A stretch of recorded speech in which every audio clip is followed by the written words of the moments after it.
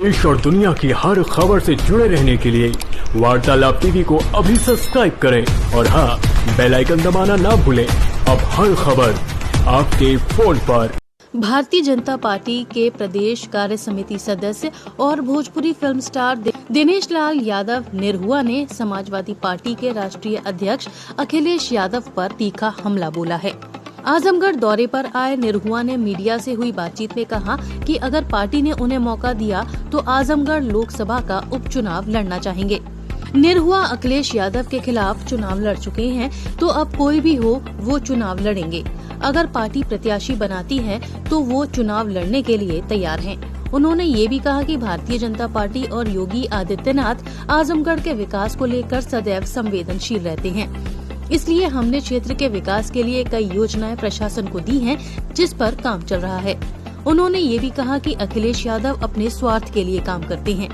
अपने निजी स्वार्थ से हटकर उन्हें किसी से मतलब नहीं, चाहे आजम खान हो, पार्टी के कार्यकर्ता हो, चाचा शिवपाल हो या कोई भी हो, वो सदैव अपने हित की बात करते हैं।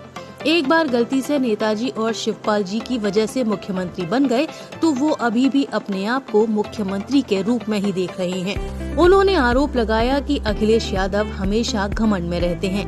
अखिलेश यादव पर हमला बोलते हुए दिनेश लाल ने कहा कि अखिलेश जी सिर्फ कहने के लिए कहते हैं कि आजमगढ़ और इटावा दोनों उनके घर हैं, लेकिन जहां निजी हित की बात होती है तो वो आजमगढ़ को छोड़ देंगे और इसी वजह से अखिलेश जी ने आजमगढ़ के सांसद पद से इस्तीफा दे दिया है।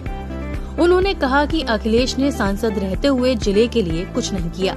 उन्होंने कहा कि अगर शिवपाल जी भारतीय जनता पार्टी में शामिल होते हैं तो उनका स्वागत है।